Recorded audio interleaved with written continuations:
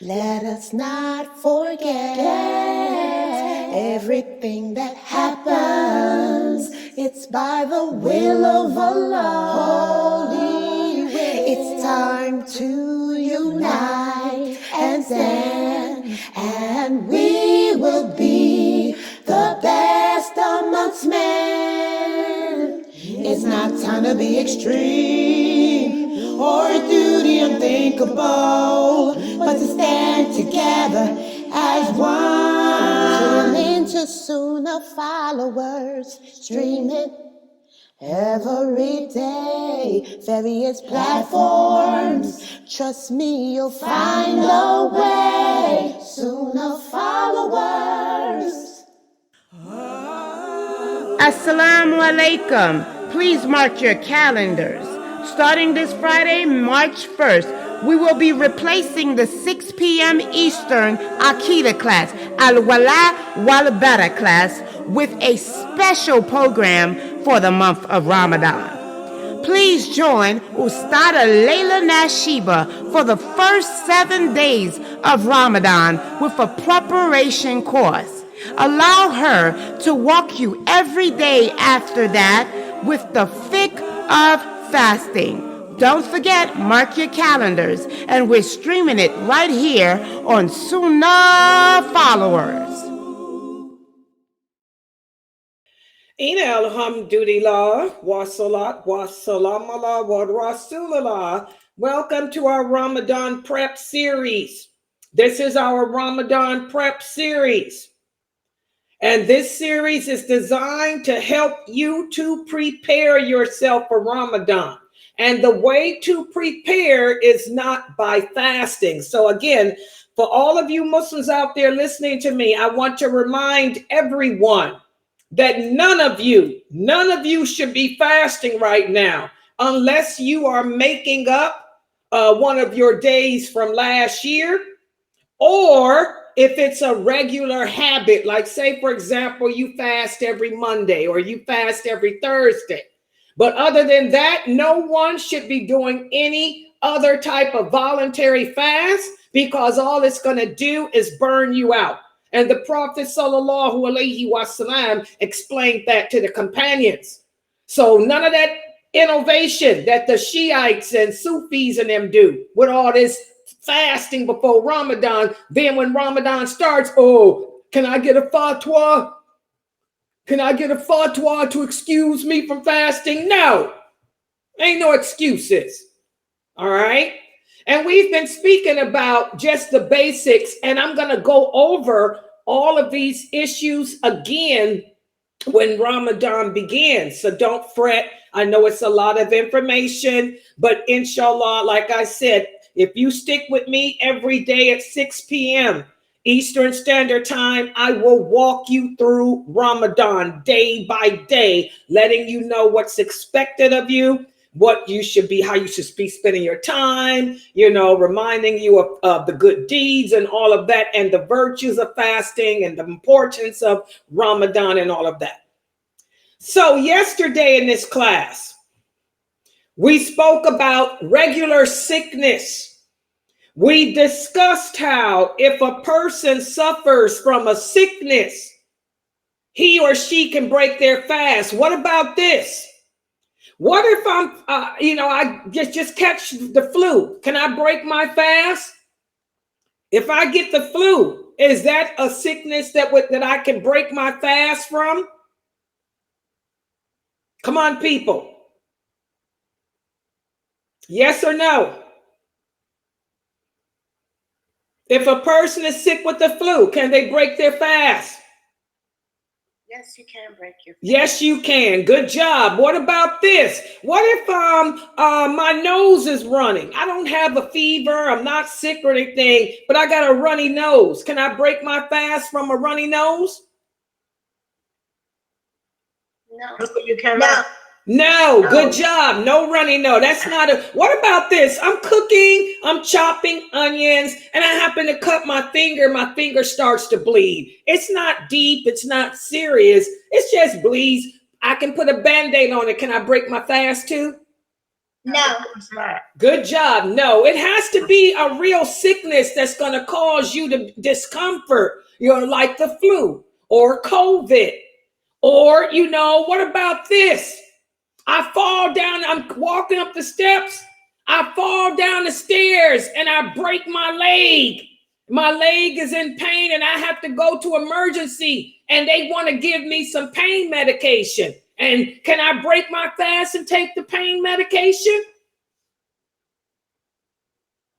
Yes, you can. Yes, you can. Yes, I can. That's something serious. Exactly. That's something that, that can be of discomfort. So we spoke about the type of illnesses in which a person can break their fast. Tonight, what I'm going to do is go over chronically ill people. People that may be exempt from fasting completely because of a sickness. And we're going to also discuss the elderly. So let me put the PowerPoint up on the screen. And by the way, Mukhtar will be coming in to do his class. So that's why I'm not going to be too long today, because Mukhtar's class will begin at 6:55. So please let me know, guys, when it's 6:55, because I don't plan on going over. But girlfriend likes to talk. Gift the gab. So let me know. Okay, hold on. Let me share this. I'm going to put the PowerPoint up. Where's Zoom, people? Wait a minute. I see y'all. Let me share you.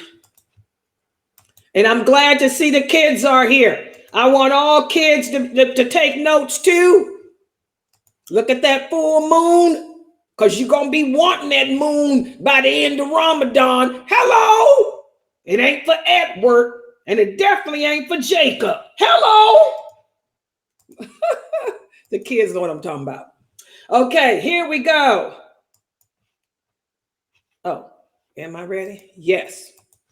So we're going to speak about the chronically ill and the elderly people. And again, I'm going to go over all this stuff again when Ramadan starts, so don't fret. But this is so you know if you are excused or not. Now, people who suffer with chronic illness, these people are exempt from fasting, but they have to pay the money, which is known as a ransom. And the ransom is determined by wherever the cost of living is where you live. It can be different. In New York, the ransom may be $12 a day. In Ohio, it may be $6 a day. California, it may be $20 a day.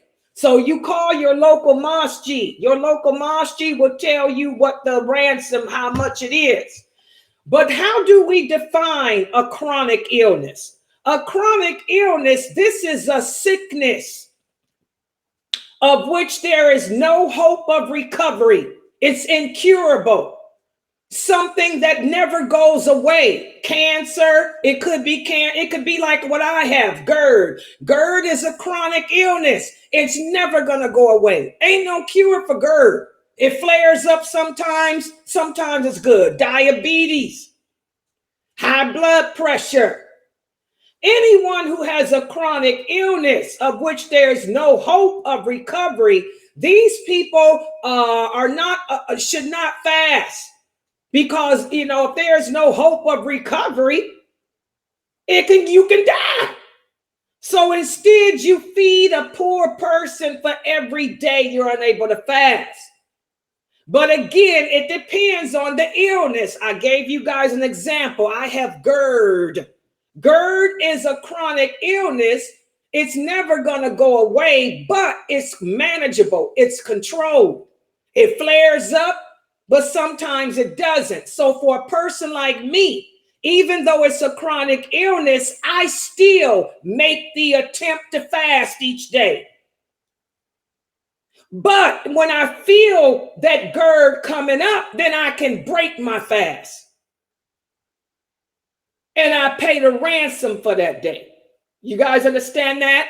So some chronic illnesses are like GERD. It flares up. We don't know when it can happen. But when it does flare up, you recognize those signs, break the fast, pay the ransom. And the reason why we don't have to fast again, because we're going to keep going through it. You would try to fast, it's going to happen again. And it usually happens because with these type of illnesses, it's either medication needed or in my case, water, liquid. That's why you guys see me on camera. A lot of you ask me, why am I always drinking something? Either I'm drinking a Starbucks or I'm drinking water. I have to constantly take in liquids to keep that GERD from coming up through my esophagus. It's either going to go out from the bottom or the top. I don't want the top. I want the bottom always. So I walk around with water in my hand or something to drink constantly. Tea is really good. All right, so that's a chronic illness. So these people, they simply pay the ransom. Or if you've died, you're going through cancer treatment, of course you cannot fast. So you just pay the ransom for each day. And you don't have to make your fast up because the money that you pay for each day, that is your fast. Now, regular sickness like COVID or you got the flu or something, those type of sicknesses you make up. You don't fall in the category of ransom. The only people that fall in the category of paying a ransom with the sickness is a person who has a chronic illness that will never go away, that can only get worse with time. GERD gets worse with time. Cancer gets worse with time. And when it comes to paying the ransom, you could pay it all at one time, or you can pay it one day at the end of the month, or you can feed a needy person for every day. Cook spaghetti and take it to a needy person every day if you want. Okay? But it has to be food, not money. Food, not money.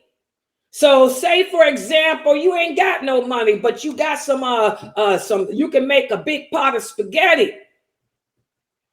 Okay. It should be a full course meal. Okay. Spaghetti and cornbread or something. Okay. That's the ransom. You have until the beginning of the next Ramadan to pay it.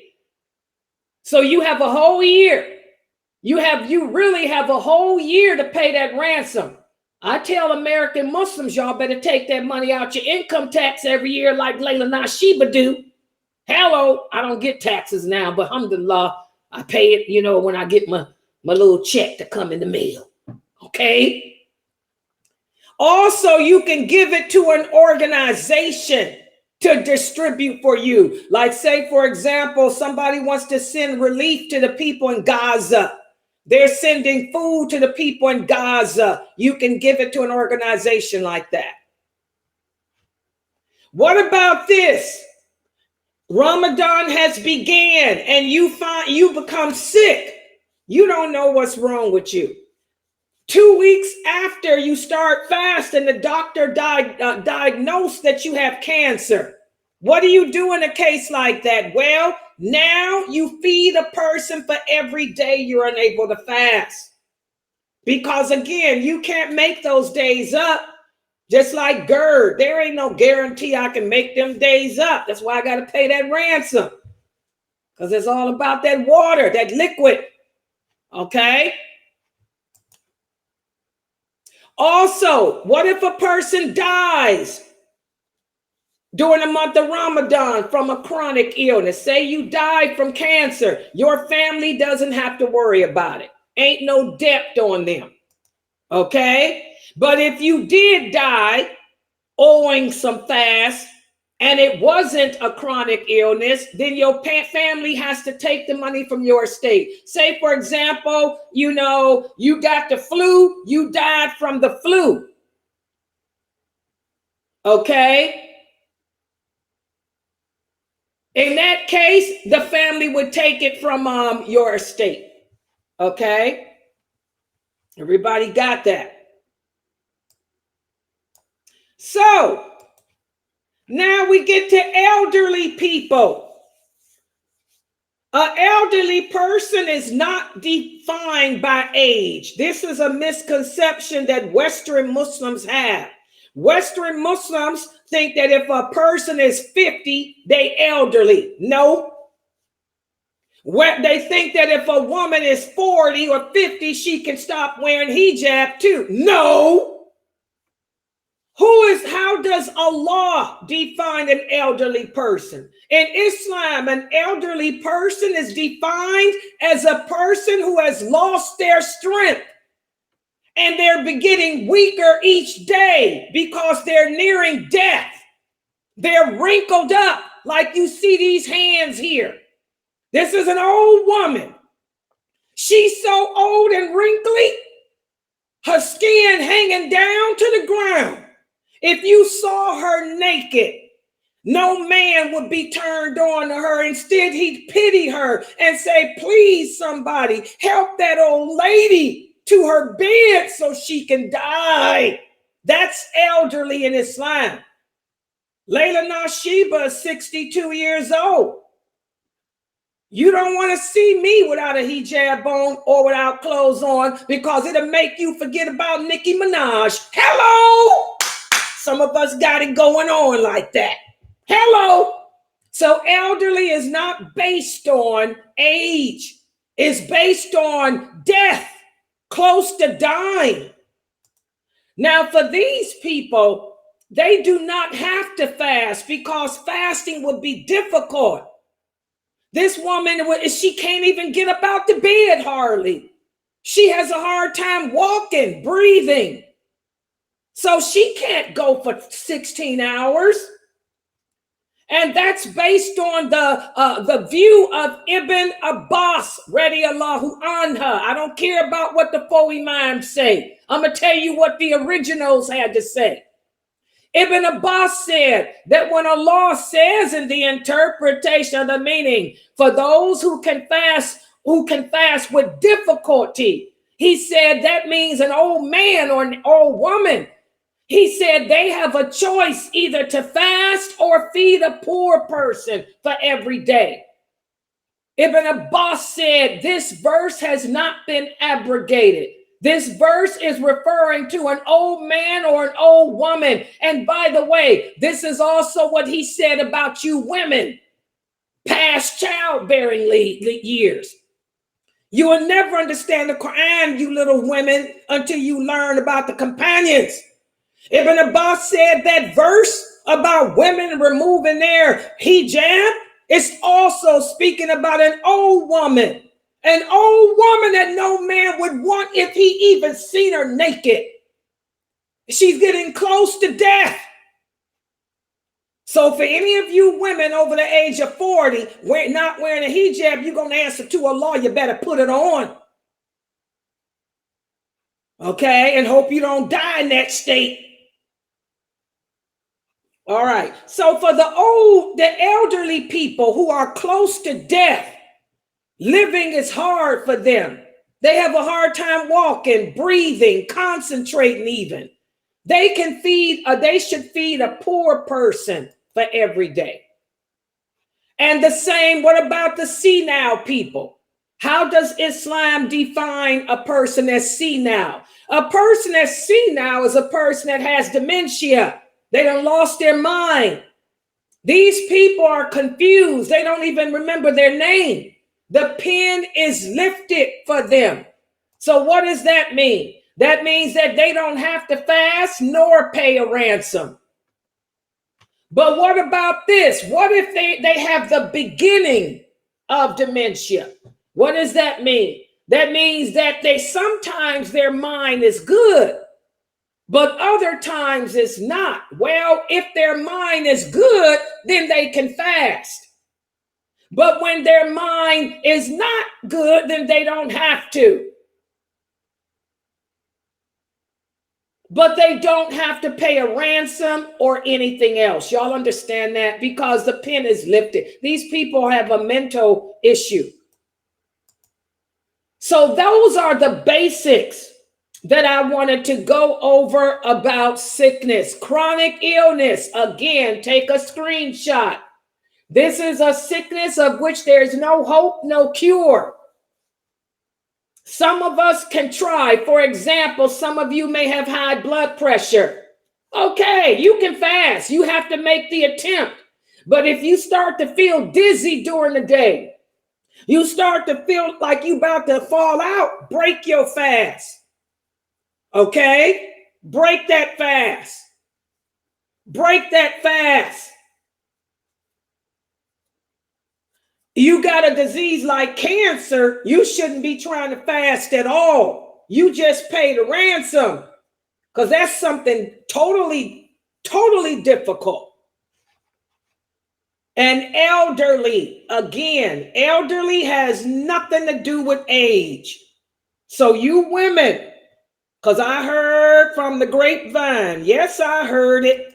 One of the sisters from the new Shahada group told me that one of the sisters made a comment and posted something up on Facebook talking about she's 45 years old, so she don't have to fast because she's considered elderly. That is not true.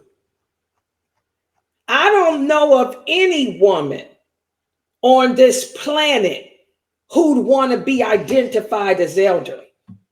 Would you? Islam identifies elderly as being so withered, rumpled up, so close to death that if you stood outside in front of everybody butt naked, the men would say, "Oh, poor old wrinkled up, help her, put her in the bed, guys, she about to die." Do you want to fall in that category?